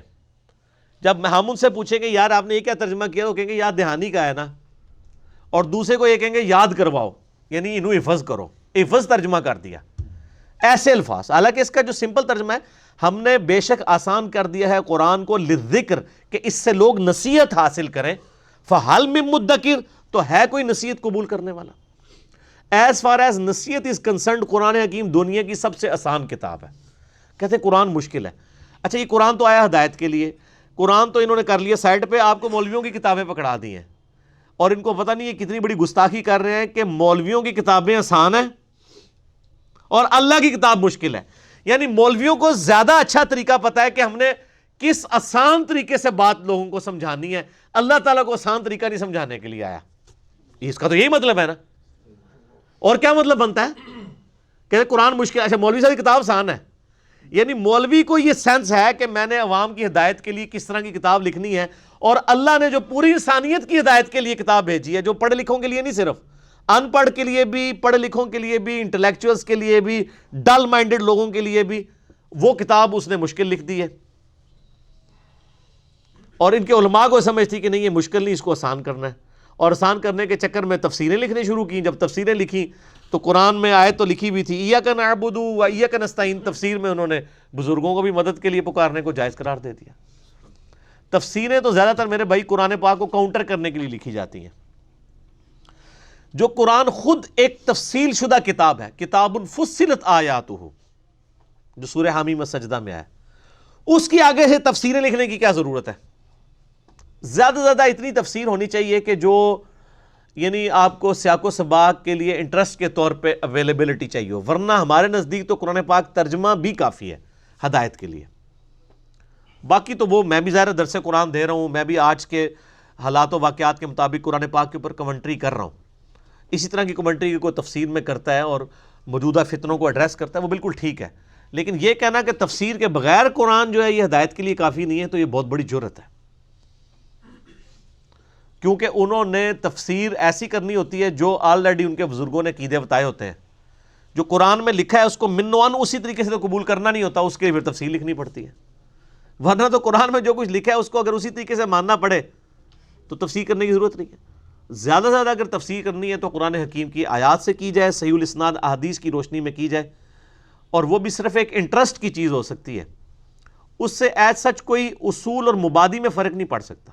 میں اکثر مثال دیتا ہوں, اس میں نے لیکچر بڑی ڈیٹیل سے ایک ریکارڈ کروایا, مسئلہ نمبر 154, کہ قرآن پاک احادیث کا بھی محتاج نہیں اپنی تفسیر کے لیے. یہ انٹرسٹ کی چیزیں ضرور ہیں. جہاں تک رہا نماز کا طریقہ قرآن میں نہیں آیا, تو وہ قرآن کا ٹاپک ہی نہیں ہے. قرآن کا ٹاپک عقیدہ ہے. نماز کے طریقے کے لیے قرآن سنت کی طرف دھکیلتا ہے. لیکن یہ نہیں ہو سکتا کہ قرآن پاک میں عقیدہ بیان ہوا ہے, آپ اس کے خلاف کوئی عقیدہ کسی بزرگ کی کتاب کی روشنی میں, کسی جعلی روایت کی روشنی میں بنا لیں. ایسے تو نہیں ہوگا. تو وہ مسئلہ نمبر 154 میں نے ڈیٹیل کے ساتھ اسی ٹاپک پر ڈسکس کیا, اور ایک مثال میں اکثر دیتا ہوں کہ دیکھیں ٹریفک سگنل کے اوپر گرین لائٹ اس لیے ہوتی ہے کہ انسان چل پڑے, اور ریڈ لائٹ اس لیے ہوتی ہے کہ انسان رک جائے. تو یہ اینڈ رزلٹ ہے ان لائٹس کا. اب کوئی کہنے جی مجھے اس کی تفسیر سمجھائیں, تو ظاہر تفسیر تو اس کی بھی لکھی جا سکتی ہے. جی گرینری جو ہے یہ خوبصورت ہے, آنکھوں کو بھاتی ہے, اللہ تعالیٰ نے گرینری کو ایک پازیٹیولی, اتنے سارے درخت اگائے ہیں, سبزہ, یہ سب کچھ ہے. اور جو ریڈ کلر ہے یہ بلڈ کا کلر ہوتا ہے, وہ ڈینجر کی علامت ہے. اسی سے یہ چیز اخذ کی گئی ہے کہ سرخ بتی جو ہے اس پہ کھڑا ہوا جائے, یہ ڈیری خطرے کی نشانی ہے, گرین کے اوپر چلا جائے. میں اس کے اوپر 1-2 صفحوں کا مضمون بھی لکھ دوں, اینڈ رزلٹ کیا ہوگا کہ گرین پہ آپ نے چلنا ہے اور ریڈ پہ رکنا ہے. یہ میری تفسیر کرنے سے کیا یہ ریڈ اور گرین کا جو اینڈ رزلٹ ہے اس پہ کوئی فرق پڑے گا؟ تو یہ تفسیر اگر میں نہ بھی کروں تب بھی اینڈ رزلٹ وہی ہے. یہاں کیا ہوتا ہے, یہ گرین اور ریڈ کی تفسیر لکھنا شروع کرتے ہیں ایاک نعبد و ایاک نستعین کی, تو کہتے ہیں نہیں دیکھیں نہیں بزرگوں سے بھی جو مانگتے ہیں نا تو وہ اصل میں اللہ ہی پیچھے اللہ ہی ہوتا ہے. اچھا ایڑ پیچھے اللہ ہوتا ہے, یہ تو قرآن اس کو نہیں لکھیا. یہ تفسیر یہ کرنا چاہ رہے ہوتے ہیں, اس کے بالکل کاؤنٹر جو کچھ قرآن حکیم ہے اس کو کاؤنٹر کر رہے ہوتے ہیں. تو اس طرح کی تفسیریں تو میرے بھائی قرآن کی تحریف ہے. اور یہ حقیقت بات ہے کہ اللہ تعالیٰ نے صرف عربی ٹیکسٹ کی گارنٹی لی ہے کہ یہ قرآن محفوظ ہے. جہاں تک قرآن حکیم کی تفسیر اور تعلیمات میں تحریف کا سوال ہے نا, تو ماشاءاللہ امت نے پورا یہ کام کر دیا ہے, پوری نیک نیتی کے ساتھ جنازہ نکال دیا ہے. علماء نے پوری تعریف کی ہے قرآن حکیم کی, اور یہ عربی کی بھی تعریف ہو جاتی اگر اللہ تعالیٰ نے اسے محفوظ نہ کیا ہوتا. تفسیر میں انہوں نے بالکل ایسی تعریف کر دی ہے کہ جو علماء یہود نے کی تھی. اور بخاری مسلم میں حدیث موجود ہے, میری امت میں وہی خرابیاں پیدا ہوں گی جو اگلی امتوں میں پیدا ہوئی۔ تو پوچھا گیا کہ ان اگلے لوگوں سے مراد کیا یہود و نصارہ ہیں؟ تو آپ نے فرمایا وہ نہیں مراد تو اور کون لوگ مراد ہیں؟ وہ سیم خرابیاں اس امت کے اندر بھی آئی ہیں، تعریف کر دی انہوں نے۔ ٹیکسٹ کی اللہ نے گارنٹی لی تھی اور ٹیکسٹ محفوظ ہے، اسی لیے آج دیکھیں آج بھی جو بندہ نیک نیتی کے ساتھ قرآن پاک کھول کے بیٹھتا ہے نا، وہ کسی بھی فرقے کا قرآن پڑھ لے وہ اللہ تک پہنچ جاتا ہے۔ اسی لیے ہم نے کبھی ایک ادگن نہیں لگائی ہے، باقی تو کسی میں حوصلہ نہیں ہے نا کہ جی سنی کہہ دے کہ شیعہ کا ترجمہ پڑھ لو، شیعہ کہہ دے کہ سنی کا پڑھ لو۔ ہم کہتے ہیں سب کا پڑھو، جنہوں نے ترجمے میں تھوڑی بہت ڈنڈی بھی ماری ہے ان کا بھی پڑھو، وہ ڈنڈی خود ہی پکڑی جائے گی۔ میں نے اس کے اوپر ایک ڈیٹیل لیکچر ریکارڈ کروا دیا ہے، قرآن حکیم کے 8 ترجموں، 8 ٹرانسلیشن اور علماء کا دھوکہ، یعنی علماء نے دھوکہ دیا ہے، پچ کھود دی ہے جس کو کہتے ہیں نا، پچ کھود دو تو ان کے نے کرکٹ کھیلنی ہے، اور نہ پچ ہی کھود دیجیے اور ترجمے چینج کرتے ہیں جی، وہ پتہ ہی نہیں چلتا کون صحیح ہے کون غلط ہے۔ یار کبھی آپ تجربہ کر کے تو دیکھیں، آپ سورہ فاتحہ رکھیں، میں نے اس میں 8 ترجمے HD کیمرے میں دکھائے ہیں، بریلویوں کا ترجمہ دکھایا مرزا بریلوی صاحب کا، دیوبندیوں کا اشرف تھانوی صاحب کا دکھایا ہے، اہل حدیث کا جونہ گڑھی صاحب کا دکھایا ہے، اہل تشیع کا سید فرمان علی شاہ صاحب کا دکھایا ہے، وہ جو سادہ بیچارے نیوٹرل لوگ ہیں ان کے لیے مودودی صاحب کا ترجمہ، فتح محمد جلندری کا، سب کا دکھایا ہے کہ مجھے بتائیں گے کہاں پہ ترجمے میں فرق ہے۔ الفاظ کے چناؤ میں فرق ہو سکتا ہے، کوئی بسم اللہ کا ترجمہ کر سکتا ہے اللہ کے نام سے شروع، کوئی کرے گا شروع کرتا ہوں اللہ کے نام سے، کوئی کرے گا شروع اللہ کے نام سے، اور سب نے اللہ کے نام سے شروع کیا، شیطان کے نام سے کسی نے شروع کیا، یہ اس کے اوپر جھگڑ رہے ہیں، پورے لکھ دیا۔ اور دیکھیں جی وہ جی احمد صاحب بریلوی صاحب نے ترجمہ کیا ہے اللہ کے نام سے شروع، اور اشرف تھانوی صاحب نے کیا ہے شروع کرتا ہوں اللہ کے نام سے، تو انہوں نے تو اللہ کے نام سے شروع نہیں کیا، انہوں نے تو شروع سے شروع کیا۔ ہاں، اور ایڈی کتابیں چھاپی نے قرآن حکیم کے غلط ترجموں کی نشاندہی، تو ان کو پھکی پھر میں نے آگے دیا ہے کہ یہ غلط ترجمے جو آپ کہہ رہے ہیں، اس کے ساتھ آپ یہ لکھیں قرآن پاک کی غلط عربی کی نشاندہی، کیونکہ اللہ تعالیٰ نے بھی بسم اللہ میں اللہ شروع میں نہیں رکھا۔ اگر اللہ نے آپ کی مرضی کی بسم اللہ بنانی ہوتی تو وہ بھی بن سکتی ہے۔ اللہ الذی باسمہ ابدہ، اللہ ہے وہ ذات جس کے نام سے میں شروع کرتا ہوں۔ تو آپ کو ترجمے سے تکلیف ہے تو آپ بسم اللہ بھی بدلیں، کیونکہ بسم اللہ میں بھی پہلے با آتی ہے، پھر سین، پھر میم، پھر اللہ آتا ہے، تو اللہ نے بھی اللہ کے نام لینے شروع کیتے ہیں۔ اے پکی بغیر نہیں سمجھ آتی، ٹھیک ہے۔ اور پھر میں نے ان کو بسم اللہ بنا کے دیے کہ سر آپ یہ بسم اللہ بھی چینج کریں، آپ اپنی بسم اللہ لکھا کریں اللہ الذی باسمہ ابدہ، اللہ ہے وہ ہستی جس کے نام سے میں شروع کرتا ہوں۔ یہ بیسیکلی انہوں نے روند ماری ہے۔ میرے بھائی آپ عربی کو تو چھوڑ دیں، آپ 10 PhD انگلش لے ہیں، ان کو ہم ایک ہی مضمون لکھ کے دیتے ہیں اور انہیں کہتے ہیں آپ اس کو اردو میں ترجمہ کریں، کیا 10 کے 10 لوگ ایک جیسا ترجمہ کریں گے؟ لیکن مفہوم ایک ہی ہوگا، معنی ایک ہی ہوگا۔ اور جب ایک زبان دوسری میں ٹرانسلیٹ ہوتی ہے تو الفاظ کے چناؤ میں فرق آتا ہے۔ کیا خود بریلوی مکتبہ فکر کے جتنے علماء ہیں سب کے ترجمے ایک جیسے ہیں؟ یہ میرے ہاتھ میں پیر کرم شاہ صاحب کا ترجمہ ہے، احمد صاحب بریلوی صاحب کا رکھیں، اس میں بھی فرق ہے لیکن مفہوم ایک ہی ہے۔ دیوبندیوں کے سارے مولویوں کے ترجمے ایک جیسے ہیں، اہل حدیث کے ساروں کے ایک جیسے، لیکن مفہوم ایک جیسا ہے۔ تو یہ کتنا بڑا ظلم ہے۔ آج آپ کو کوئی کافر آ کے کہنا جی قرآن حدیث ڈائریکٹ نہیں پڑھنا، گمراہ ہو جاؤ گے، آپ کہیں گے اللہ کا دشمن ہے اس لیے کہہ رہا ہے۔ لیکن آپ کو جو مسلمان ممبروں پہ چڑھ کے کہنا ہے جی قرآن نہیں ڈائریکٹ پڑھی تھا، جی وہ حدیث نہیں ڈائریکٹ پڑھنی چاہیے تھی، گمراہ ہو جاتا ہے۔ اچھا جی ڈائریکٹ نہیں پڑھتے، انڈائریکٹ پڑھا دو، تسی پڑھا دو۔ یہ جو کہہ رہے ہوتے ہیں ان کو کوئی یار آپ ہی درس قرآن شروع کر دیں۔ خود کیا ہوتا ہے اپنے مولویوں کی کتابیں، کوئی فضائل سنت کھول کے بیٹھا ہوا ہے، کوئی فضائل اعمال کھول کے بیٹھا ہوا ہے، ٹھیک ہے، اپنی اپنی کتابیں کھول کے بیٹھے ہوئے ہیں، چلو یار ہم ڈائریکٹ پڑھنے سے گمراہ ہیں، جو آپ ہی پڑھا دیں، تو نہ کھیڈاں گے تو نہ کھیڈن دیں گے۔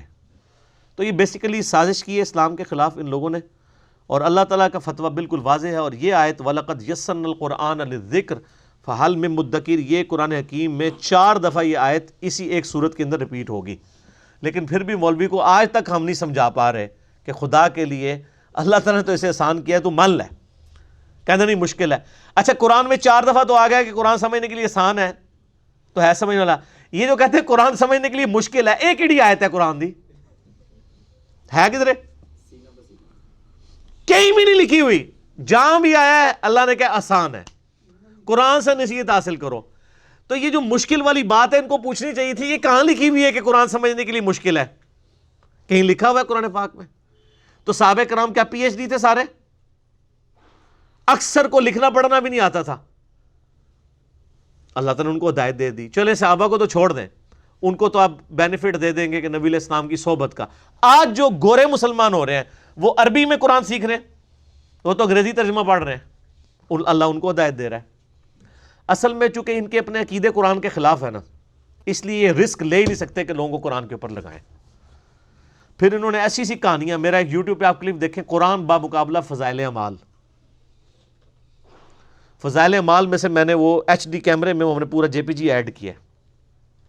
ایک واقعہ لکھا ہے جی, احمد بن حنبل کہتے ہیں کہ جی ایک رات مجھے اللہ تعالیٰ کی خواب میں زیارت ہوئی, تو میں نے کہا کہ اے اللہ تیرے قرب کا سب سے بہترین ذریعہ کیا ہے؟ تو اللہ تعالیٰ نے فرمایا قرآن کو پڑھنا.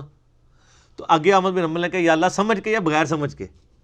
یہ نہ سمجھا کہ احمد بن حنبل کو پاکستان انڈیا دا کوئی مولوی سی, ٹھیک, انہوں سے عربی آندی سی اللہ نے بندے, انہیں کیوں گل کرنی سی سمجھ کے یا بغیر سمجھ کے؟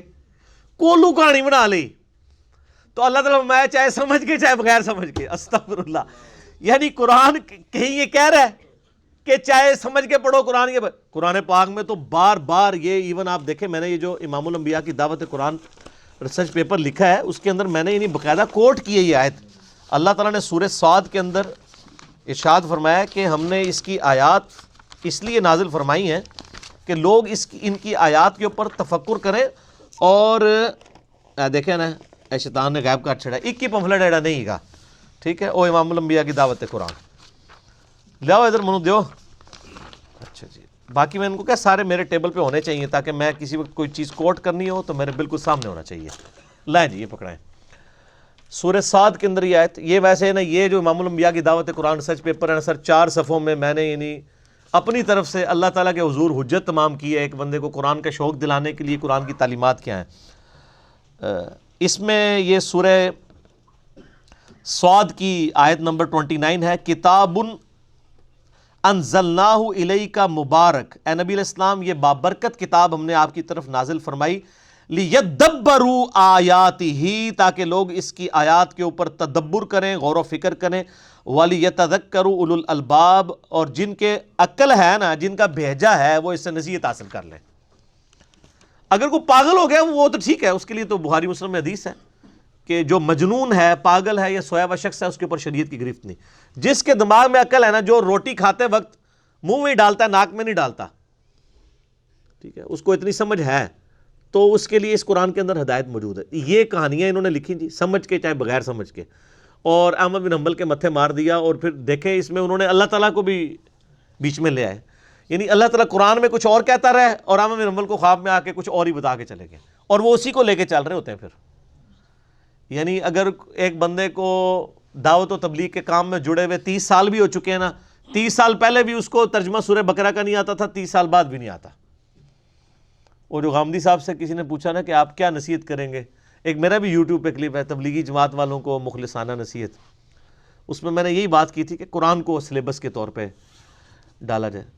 تو وہ غامدی صاحب نے کہا کہ بس ایک ہی جھگڑا ہے کہ جو بچہ پرائمری اسکول کا ہے وہ پرائمری کا ہی رہتا ہے 30 سال بعد بھی, یعنی جو کچھ اس کو شروع میں سکھائے جاتے ہیں 6 نمبر, اینڈ تک 6 نمبر ہی چلتے ہیں. میں ایون خود ڈرائیو انڈ گیا 2007 کی بات ہے, تو میں نے یعنی ان کے سٹال کے اوپر نا مختلف چیزیں, حالانکہ میں تبلیغی جماعت کو بہت پروموٹ بھی کرتا ہوں, ان کی جو پازیٹیو چیزیں, بہرحال غلطیاں بھی ہائی لائٹ, خوگر ہم سے تھوڑا سا گلہ بھی سن لیں, تو جو تعریف کرتے ہیں ان کا گلہ بھی سننا چاہیے. تو میں وہ رائیونڈ یعنی اس میں مرکز میں جو ان کے سٹال تھا نا اجتماع میں, نومبر 2007 کی بات ہے, یعنی آلموسٹ آج سے آپ سمجھ لیں 12 سال پہلے کی, 11 سال تقریباً. تو سٹال پہ جناب فضائل اعمال رکھی ہوئی ہے, فضائل صدقات, فضائل درود, حیات صحابہ. میں نے کہا جی قرآن پاک ترجمے والا, کہتا ہے جی قرآن ترجمے والا کوئی نہیں رکھا ہوا ہم نے. میں نے کہا ادھر تو لاکھوں لوگ آئے ہوئے ہیں, تو ترجمے والا قرآن کیوں نہیں رکھا ہوا آپ نے؟ جب اپنے بزرگوں کی کتابیں رکھی ہیں تو اللہ کی کتاب ہی رکھے نا. وَأُوحِيَ إِلَيْكَ وَأُوحِيَ إِلَيَّ هَذَا الْقُرْآنُ لِأُنذِرَكُم بِهِ وَمَن بَلَغَ.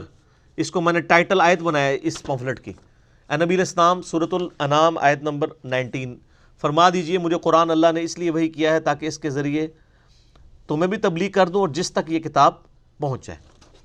تو کہتے ہیں جی وہ حضرات فرماتے ہیں جی قرآن سے اختلاف پیدا ہوتا ہے, انا للہ و انا الیہ راجعون.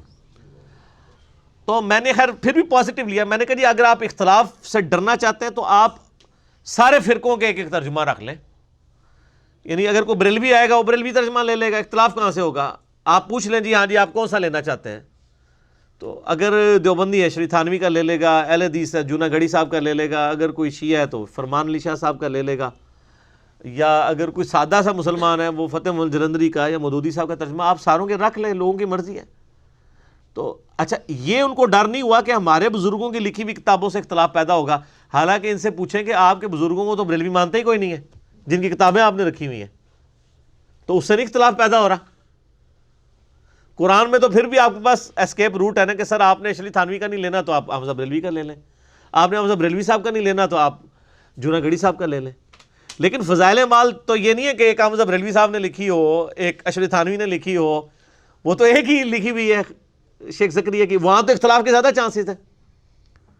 تو یعنی یہ امت کو کس طریقے سے شیطان نے ہائی جیک کیا، تو ہم تو صرف دعوت رکھتے ہیں سامنے، باقی آپ میرا وہ کلپ اگر دیکھ لینا فضائل اعمال بمقابلہ قرآن، تو میں نے بڑے پازیٹیو انداز میں چیزیں لوگوں تک کنوے کر دی ہیں۔ کذبت عاد فکیف کان عذابی ونذر، عاد نے بھی، قوم عاد نے بھی اپنے وقت کے پیغمبر یعنی ہود علیہ السلام کو جھٹلایا، تو کیسا ہوا ان کے لیے ہمارا عذاب اور میرا ڈراوا۔ انا ارسلنا علیہم ریحا صرصرا فی یوم نحس مستمر، ہم نے ان پر تند و تیز آندھی بھیجی، وہ آلموسٹ 7-8 دن تک ان پر رہی، اور اللہ تعالیٰ فرماتا ہے ان کے لیے وہ نحوست کے دن ثابت ہوئے جس میں ان پہ تیز آندھی آئی، اور ان کے تو قد بھی بڑے بڑے تھے۔ تنزع الناس کأنہم اعجاز نخل منقعر، تو وہ ان کو اکھاڑ کر زمین پر پٹخ دیتی تھی جس طرح کے اکھڑی ہوئی کھجور کے درخت، وہ درختوں کی طرح اونچے اونچے لمبے تھے نا، تو اسی طریقے سے اس ہوا نے اکھاڑ کے ان کو زمین پہ مار دیا۔ فکیف کان عذابی ونذر، تو کیسا ہوا میرا عذاب اور میرا ڈراوا۔ وَلَقَدْ يَسَّرْنَا الْقُرْآنَ لِلذِّكْرِ فَهَلْ مِن مُدَّكِرٍ، اور بے شک ہم نے قرآن کو نصیحت کے لیے آسان کر دیا ہے، تو ہے کوئی نصیحت حاصل کرے ان انبیاء کے واقعات سے۔ کذبت ثمود بالنذر، قوم سمود نے بھی وقت پیغمبر صالح علیہ السلام کو جھٹلایا۔ فقالوا ابشرا منا واحدا، وہ کہنے لگے ایک انسان جو ہمارے جیسا ہے، نتبعوہ، ہم اس کی پیروی کریں، انا اذا لفی ضلال وسعور، اگر ہم اپنے جیسے انسان کی پیروی کریں گے تو ہم تو دیوانگی میں مبتلا ہو جائیں گے، گمراہی میں مبتلا ہو جائیں گے۔ یعنی وہ کافر کہتے تھے کہ یہ انسان کو ہم پہ کیا برتری حاصل ہے، یہ بھی تو انسان ہی ہے، لیکن بہت بڑا فرق تھا، وہ اللہ کے ریپریزنٹیٹیو تھے، اللہ کی وحی ان پر نازل ہوتی تھی۔ تو یعنی کافروں نے جب بھی انبیاء کرام علیہ السلام کا انکار کے لیے بہانہ گھڑا ہے وہ یہی انسان ہونا۔ اچھا یہاں پہ جتنی دفعہ قرآن میں یہ بہانہ آیا نا، اس کے فوراً بعد پھر اللہ تعالیٰ کو جواب دینا چاہیے نا کہ نہیں یہ انسان نہیں ہے، یہ تو نور ہے، تم نے سمجھ نہیں آئی ہے۔ تو اللہ نے ہمیشہ ان کے اس اعتراض کو ویلڈ سمجھا ہے، حتیٰ کہ سورہ بنی اسرائیل میں ہے کہ اگر زمین پہ فرشتے آباد ہوتے تو فرشتوں میں پیغمبر بناتے، جب ہے ہی انسان ہے تو انسانوں میں سے ہی پیغمبر آئے گا نا، یہ کیوں بہانہ کرتے ہو کہ جی یہ انسان کیوں ہے؟ القی الذکر علیہ، کیا اتاری گئی ہے اس کے اوپر کوئی وحی کی کتاب یعنی نصیحت کی، من بیننا بل ہوا کذاب اشر، ہم سب میں سے یعنی یہی رہ گیا تھا جس کے اوپر وحی نازل ہوتی، بلکہ وہ تو بڑا جھوٹا نعوذ باللہ اور شیخی باز ہے۔ سیعلمون غدم من الکذاب الاشر، اللہ تعالیٰ فرماتا ہے کہ کل تمہیں معلوم ہو جائے گا کہ کون کذاب ہے اور کون شیخی باز ہے، یعنی وہ دھمکی لگا دی گئی قوم سمود کو کہ اب تم پر عذاب آ جائے گا۔ اس کے لیے پھر اللہ تعالیٰ نے ان کو ایک منہ مانگا معجزہ دیا اونٹنی کا، انہوں نے یہ معجزہ ڈیمانڈ کیا کہ یہ جو سامنے پہاڑ ہے یہ اونٹنی جنے، اس میں سے اونٹنی نکلے، تو اللہ تعالیٰ نے معجزہ دکھایا، اور منہ مانگا معجزہ دکھانے کے بعد کوئی انکار کرے تو اللہ کا عذاب آ جاتا ہے۔ یہ تو قرآن پاک میں کئی جگہ یہ ٹاپک ڈسکس ہوا ہے۔ انا مرسل الناقۃ فتنۃ لہم فارتقبہم واصطبر، بے شک ہم بھیج رہے ہیں ایک اونٹنی ان کے لیے آزمائش کے طور پر، پس اے صالح علیہ السلام ان کے انجام کا انتظار کرو اور صبر کرنا۔ یعنی یہ اونٹنی ہم ان کا منہ مانگا معجزہ ان کو دکھا رہے ہیں، اب تو ایمان لے آئیں گے، لیکن ایسا نہیں ہوا۔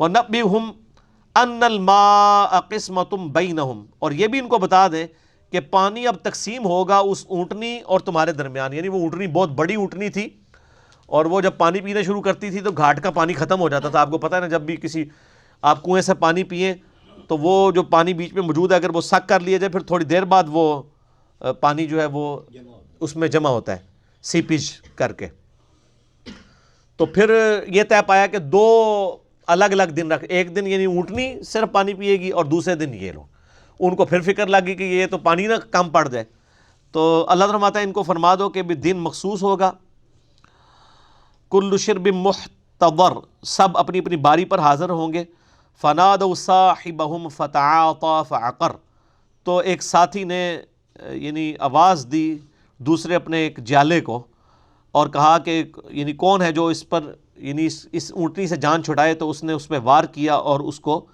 اس کی کونچیں کاٹ دی، یعنی اس کی رگیں کاٹ دی اور اس اونٹنی کو انہوں نے قتل کر دیا۔ فَكَيْفَ كَانَ عَذَابِي وَنُذُرْ، پس کیسا ہوا میرا عذاب اور میرا ڈر سنانا، یعنی اللہ کی اونٹنی کو جب انہوں نے ذبح کر دیا، قتل کر دیا، تو پھر اللہ تعالیٰ کی طرف سے ان پر عذاب آ گیا۔ اس حوالے سے ایک حدیث ہے، مسند احمد میں بھی موجود ہے، سنن نسائی الکبریٰ کے اندر بھی موجود ہے، اور کئی کتابوں میں نے کربلا والے ریسرچ پیپر میں بھی ڈالی ہے، کہ نبی صلی اللہ علیہ وآلہ وسلم نے فرمایا سیدنا علی سے کہ اے علی، تیری مثال میری امت میں ویسی ہی ہے جیسے کہ قوم صالح کی اونٹنی تھی۔ اگلی امتوں میں سب سے بڑا بدبخت وہ تھا جس نے اس اونٹنی کو قتل کیا اور اللہ کا عذاب اس قوم پر آ گیا، اور میری امت کا سب سے بڑا بدبخت وہ ہوگا جو اے علی تجھے قتل کرے گا اور تیرے سر کے خون سے تیری داڑھی کو رنگ دے گا۔ تو یہ سیدنا علی کے بارے میں پہلے ہی نبی علیہ السلام نے پریڈکشن فرمائی تھی کہ اس امت پہ عذاب اس وقت ٹوٹے گا کہ خلافت راشدہ کو بچانے کی جو آخری کوشش تھی سیدنا علی ابن ابی طالب کی ذات، جس کو سپائل کر دیا تھا حضرت عثمان غنی رضی اللہ تعالیٰ عنہ کے چند شریر گورنروں میں، سیدنا عثمان کا تو ایسا اس میں کوئی رول نہیں تھا، ان کے گورنر تھے جن کی غلط پالیسیز کی وجہ سے لوگ خلاف ہو گئے، تو الٹیمیٹلی سیدنا علی نے کوشش کی سیدنا عثمان کی شہادت کے بعد کہ اس امت کو دوبارہ سے ابو بکر اور عمر والی خلافت کے اوپر لے آیا جائے، لیکن امت نے سیدنا علی کا ساتھ نہیں دیا، ان کو قتل کیا گیا، خوارج نے شہید کر دیا۔ تو نبی علیہ السلام کی پریڈکشن تھی کہ جس طرح قوم عاد کے اوپر قوم سمود پہ عذاب آیا تھا اونٹنی کو قتل کرنے کی وجہ سے، میری امت پہ عذاب آئے گا اللہ تعالیٰ کی طرف سے جب تجھے قتل کیا جائے گا۔ اور آپ دیکھ لیں کہ سیدنا علی جب شہید ہوئے ہیں اس کے بعد سے اب تک امت کسی ایک خلیفہ کے اوپر، یعنی ایک ایسا خلیفہ راشد جسے کہا جائے، سوائے ایک بیچ میں 2.5 سال کے لیے آپ کہہ لیں عمر بن عبدالعزیز کی مثال ملتی ہے، امت اس طریقے سے جمع نہیں ہو سکی۔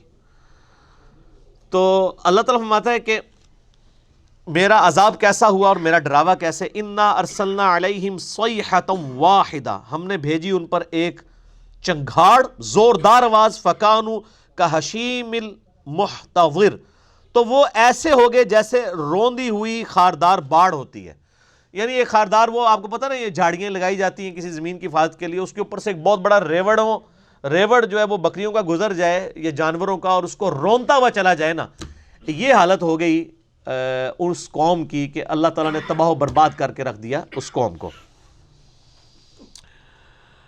وَلَقَدْ يَسَّرْنَا الْقُرْآنَ لِلذِّكْرِ فَهَلْ مِن مُدَّكِرٍ، اور بے شک ہم نے قرآن کو نصیحت کے لیے آسان کر دیا ہے، تو کوئی ہے نصیحت حاصل کرنے والا؟ کذبت قوم لوط بالنذر، اب آگے قوم نوح کا ذکر آ رہا ہے۔ قوم لوط نے بھی جھٹلایا تھا اپنے وقت کے پیغمبر کو، انا ارسلنا علیہم حاصبا، ہم نے ان پر پتھر برسانے والی ہوا بھیجی، الا آل لوط، سوائے آل لوط کے، نجیناہم بسحر، ہم نے ان کو سحری کے وقت بچا لیا، اور وہ بھی جو بچائے گئے وہ بھی لوط علیہ السلام کی 2 بیٹیاں تھیں، خود لوط علیہ السلام کی بیوی بھی اس عذاب کے اندر ہلاک کر دی گئی۔ نعمتا من عندنا، یہ خاص ہماری مہربانی تھی آل لوط کے اوپر، کذالک نجزی من شکر، اسی طریقے سے ہم جزا دیتے ہیں جو شکر گزاری کی روش اختیار کرتا ہے۔ وَلَقَدْ أَنذَرَهُمْ بَطْشَتَنَا فَتَمَارَوْا بِالنُّذُرِ، اور بے شک ڈرایا تھا انہیں لوط علیہ السلام نے ہماری پکڑ سے، یعنی قوم کو پہلے ہی دھمکی دی گئی تھی۔ مسئلہ نمبر 81 قوم لوط کے حوالے سے میرا ریکارڈڈ موجود ہے، آج میں اس تفصیل میں نہیں جاؤں گا، یعنی وہ ان کے اندر ہومو سیکچولیٹی کی ایک بیماری موجود تھی، یعنی مرد کے ساتھ بدفعلی کرتے تھے، لوط علیہ السلام نے ان کو سمجھایا، باز نہیں آئے، الٹیمیٹلی پھر ان پر عذاب آیا۔ اللہ تعالیٰ نے فرشتوں کو جو ہے وہ خوبصورت لڑکوں کی شکل میں بھیجا اور وہ لوط علیہ السلام کے گھر میں رک گئے، اور ظاہر ہے ان کفار کو تو نہیں پتہ تھا کہ یہ فرشتے عذاب لے کے آئے ہیں، تو وہ حضرت لوط علیہ السلام کے گھر پہنچ گئے کہ ان لڑکوں کو ہمارے حوالے کرو، اور لوط علیہ السلام کو بھی اس وقت تک تو اندازہ نہیں تھا، تو انہوں نے بڑی منتیں کی کہ میرے مہمان ہیں، یعنی کچھ مہمان نوازی کا مجھے یعنی میرا خیال رکھو، بل وہ باز نہیں آئے۔ پھر الٹیمیٹلی اللہ تعالیٰ نے ان کے ذریعے عذاب دیا، تو اس کا ذکر مختلف جگہ پہ ہے، یہاں پہ بھی ہے۔ وَلَقَدْ رَاوَدُوهُ عَنْ ضَيْفِهِ، انہوں نے پھسلانا چاہا لوط کو اپنے مہمانوں سے، یعنی وہ مہمان ڈیمانڈ کر رہے تھے کہ ہمارے حوالے کرو لڑکے، ان کو کیا پتہ تھا یہ تو موت کے فرشتے ثابت ہوں گے ان کے لیے۔ فَطَمَسْنَا أَعْيُنَهُمْ فَذُوقُوا عَذَابِي وَنُذُرْ، تو ہم نے مٹا کے رکھ دیا ان کی آنکھوں کو اور کہا کہ اب چکھو میرا عذاب اور میرا ڈرانے کا مزہ۔ یعنی یہ ڈیٹیل تورات میں ہمیں ملتی ہے، قرآن حکیم نے تو اشارتاً بات کی ہے، تورات میں جو پیدائش چیپٹر کے اندر ملتی ہے کہ وہ فرشتوں کے اوپر جب یعنی ان کو وہ لینے کے لیے گھر میں داخل ہوئے تو اللہ تعالیٰ کی طرف سے وہ سارے لوگ اندھے ہو گئے اور پھر ان کے اوپر عذاب آیا۔ قرآن حکیم میں اس عذاب کا بھی ذکر ہے کہ پتھروں کی بارش کر کے، اور پتھر بھی اللہ تعالیٰ فرماتا ہے ہم نے یعنی وہ ڈیڈیکیٹڈ پتھر تھے، کہ کون سا پتھر کس کو جا کے لگنا ہے، نشان زدہ پتھر تھے، ہر بندے کے حصے کے پتھر اسے لگے اور تباہ و برباد کر دیا گیا، وَلِعَوْذُ بِاللَّهِ تَعَالَى۔ وَلَقَدْ صَبَّحَهُمْ بُكْرَةً عَذَابٌ مُسْتَقِرٌ، پس صبح سویرے ان پر ٹھہرنے والا عذاب نازل ہوا۔ فَذُوقُوا عَذَابِي وَنُذُرْ، لو اب چکھو میرے عذاب کا مزہ اور میرے ڈرانے کا مزہ۔ وَلَقَدْ يَسَّرْنَا الْقُرْآنَ لِلذِّكْرِ فَهَلْ مِن مُدَّكِرٍ، اور بے شک ہم نے قرآن کو نصیحت کے لیے آسان کر دیا ہے، تو کوئی ہے نصیحت حاصل کرنے والا؟ یہ دیکھ لیں، پھر بار بار ریپیٹ ہو رہی ہے۔ وَلَقَدْ جَاءَ آلَ فِرْعَوْنَ النُّذُرُ، اور آئے آل فرعون کے پاس بھی ڈر سنانے والے، یعنی حضرت موسیٰ علیہ السلام اور ہارون علیہ السلام کو اللہ تعالیٰ نے مبعوث کیا۔ کذبوا بآیاتنا، انہوں نے بھی ہماری آیات کو جھٹلایا، کلھا، جتنی آیات، وہ سورۃ الاعراف میں آتا ہے 9 نشانیاں ان کے اوپر آئی تھیں۔ ایک تو 2 بڑے معجزات تھے نا، ید بیضا کا معجزہ تھا، یعنی وہ اپنے ہاتھ یوں باہر نکالتے تھے گریبان میں داخل کر کے تو وہ سورج کی طرح چمکتا تھا، اور دوسرا عصا کا معجزہ۔ اس کے علاوہ بھی کئی ایک نشانیاں اللہ تعالیٰ کی طرف سے، مینڈکوں کا عذاب ان پر آیا، جوؤں کا عذاب آیا سورۃ الاعراف کے اندر، یہ کے بعد دیگرے 9 نشانیاں ساری کی ساری انہوں نے جھٹلا دی۔ فَأَخَذْنَاهُمْ أَخْذَ عَزِيزٍ مُقْتَدِرٍ، پھر ہم نے ان کو پکڑ لیا جیسے کہ کوئی زبردست قوت والا پکڑتا ہے۔ اکفارکم خیر من، کیا تمہارے کافر، تمہاری قوم کے کافر ان سب سے بہتر ہیں، زیادہ طاقتور ہیں؟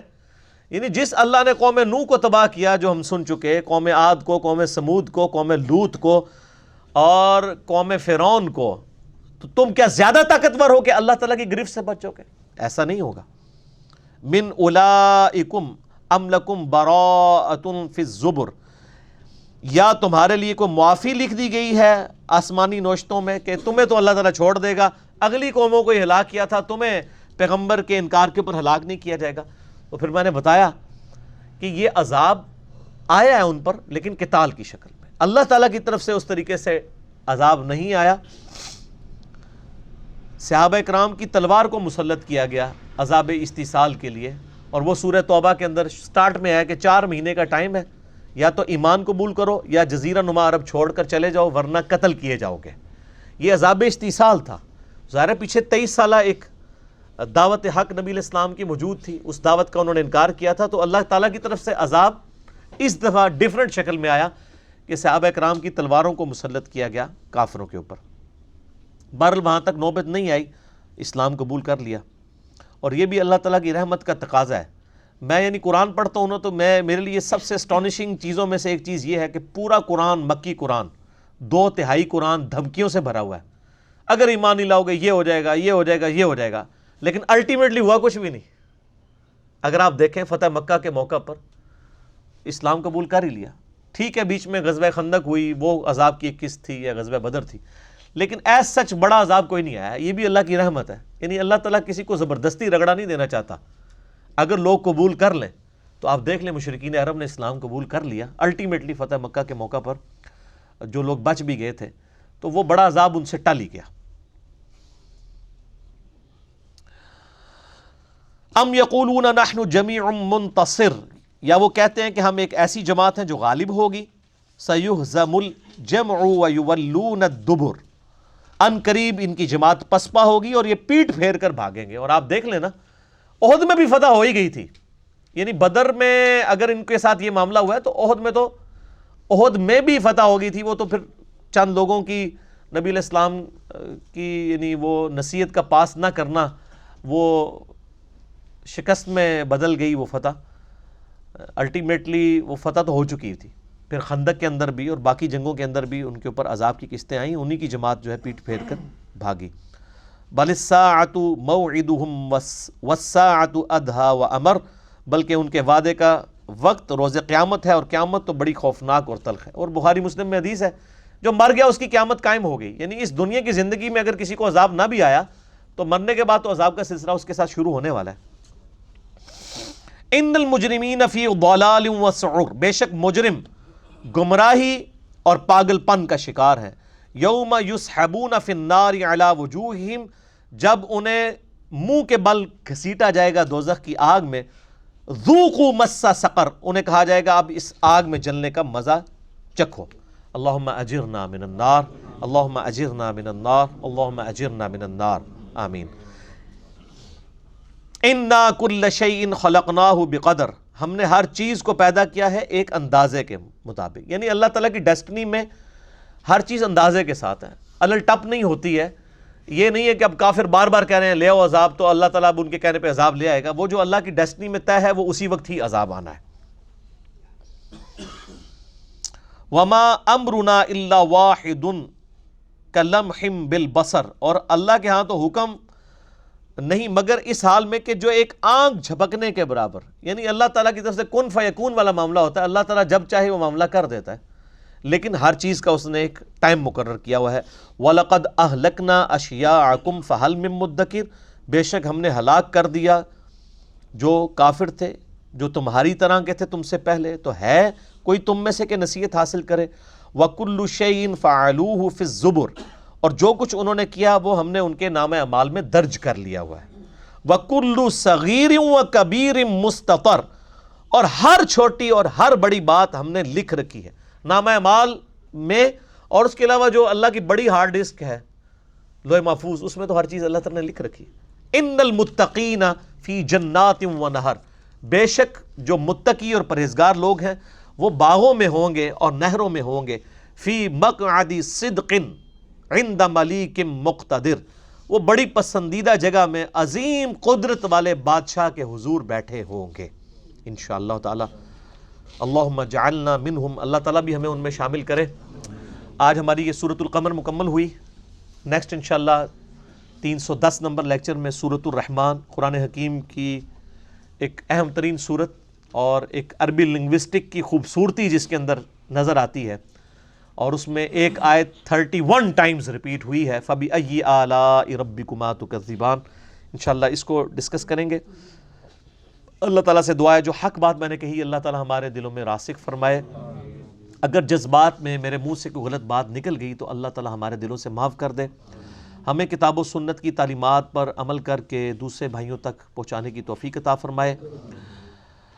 اللہم صلی علی محمد وعلی آل محمد کما صلیت علی ابراہیم وعلی آل ابراہیم انک حمید مجید، اللہم بارک علی محمد وعلی آل محمد کما بارکت علی ابراہیم وعلی آل ابراہیم انک حمید مجید۔ سبحانک اللہم وبحمدک، اشہد ان لا الہ الا انت، استغفرک واتوب الیک، وما علینا الا البلاغ المبین۔ جزاکم اللہ خیرا، واحسن الجزاء۔